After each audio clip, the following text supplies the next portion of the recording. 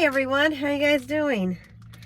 Okay, I'm on my lunch break and I wanted to read in my Struggle is Real book. I missed yesterday. I was so busy enjoying my second to my last week at the daycare job that I have. What did I do with my book? I just had it. Hold on 1 second.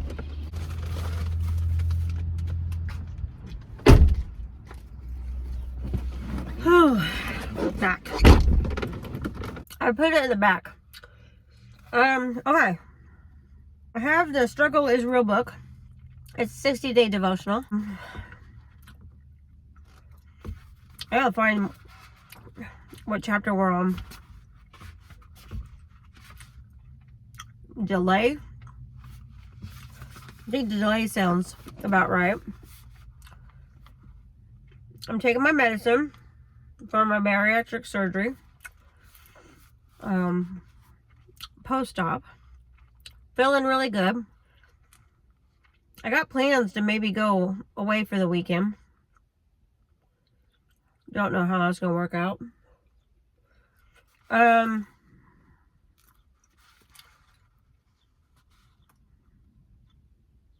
So we'll see.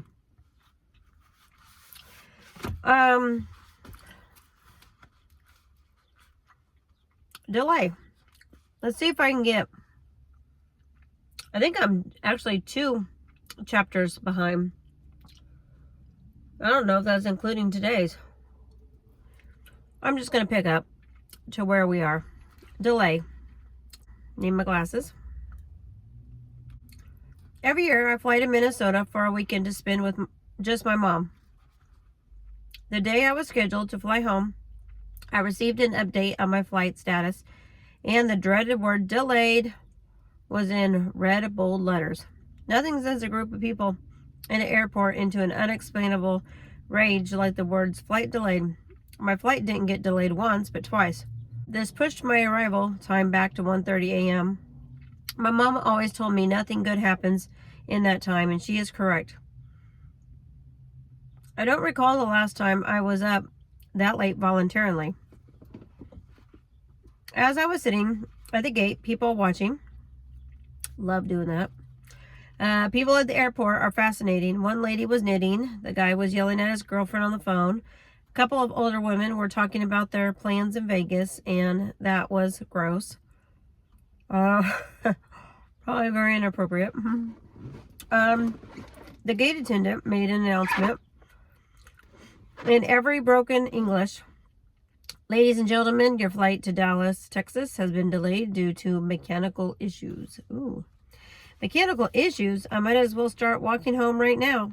I'll probably get home around the same time. But we finally boarded the plane, and as I sat on the tarmac waiting to push away from the gate, the Lord began to speak to me about how this is also a picture of some of our lives. We know where we want to go in life, and we know the things that God has put on this earth to do, but we aren't able to make any effort or forward progress. We are not able to make any forward progress. This is so frustrating because we have stuff to do, but we've been grounded due to mechanical issues. This is a hard reality to swallow because we surrender our lives to God, and we can make the assumption that it's smooth sailing for us from now on, and that there's nothing that can stand in our way. This is not true. We are oftentimes the first obstacle in our life from becoming who God has created us to be and doing what He has created us to do. Our purpose can delay for many different reasons, such as pride, greed, laziness, entitlement, anger, unforgiveness, or our hearts are out of line. All these reasons are challenging for us to deal with, and it takes discipline, humility, and surrender. And all 3 of those go against what we want to do and what feels actually good for us. It's not always easy to say I'm sorry, or please forgive me, or you're right, or you are gifted in this area, teach me what you know, and how can I help you? Or not my will, but yours be done, God. Or this moment isn't about me. We could actually keep ourselves and our purpose delayed because we don't want to deal with the issues we have. We can work really, really hard to get noticed, to get promoted, to say the right things, or to be in the right places. But our hearts and our motives can be out of order. 1 Samuel 16:7 says, "But the Lord said to Samuel, do not consider his appearance or his height, for I have rejected him." The Lord does not look at the things people look for. People look at the outward appearance, but the Lord looks at the heart. We can get caught up in the appearances and assume that because we have done our time, that we reserve God to move us forward. He isn't looking for your fame. He's looking for your heart. I believe that God can use whoever he wants to use, whenever he wants to use them. But if we want to go the distance and maintain the ground we gain, we have to continually check our hearts and our motives. Letting God fix us isn't a pretty process, but it is necessary. If we try to fly without being repaired, we could crash before we arrive at our destination. It's for our own good and safety that we aren't cleared for flight. Become comfortable with being uncomfortable. This is part of becoming less like you and more like Jesus. Hebrews 12:1 says, Let us throw off everything that hinders and the sin that is easily entangles, and let us run with perseverance the race marked out for us. Throw off the things that are keeping you bound and grounded. We need to stop believing the lies that we are told. And if they only give me an opportunity, or if I can get them out of their role, I would be able to do the job better. Or nobody sees how hard I work.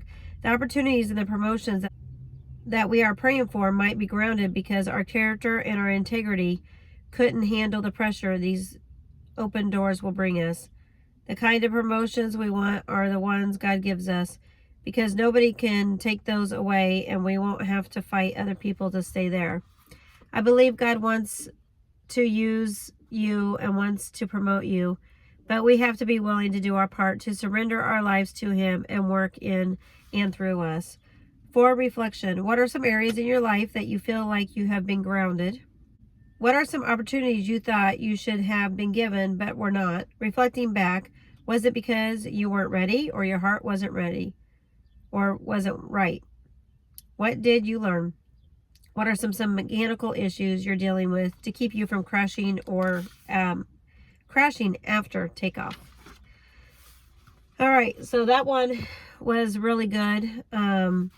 And the next one's really short, so I'll do that on a different time when I'm not on my lunch break.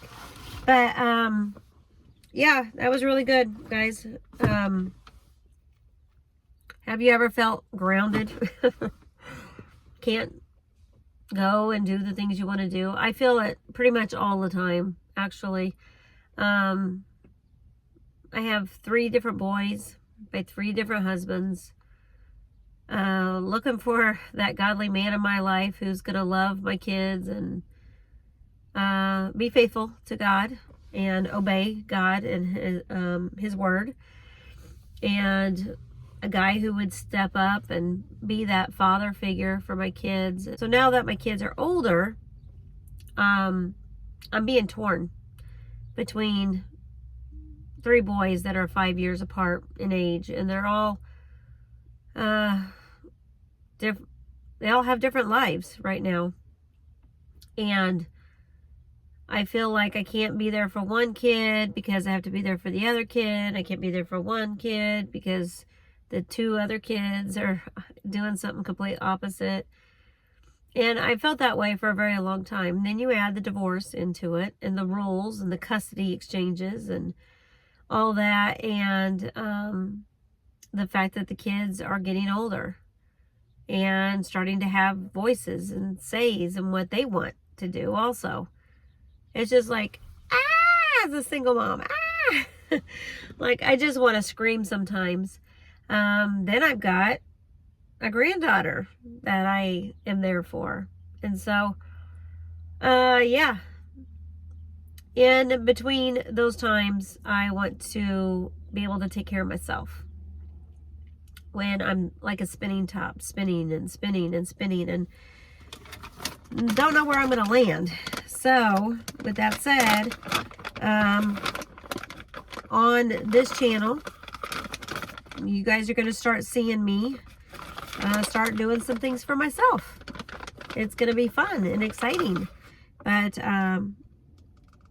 I am going to be doing a lot of things this summer for myself, especially when I don't have anyone else that I have to do something for in my life.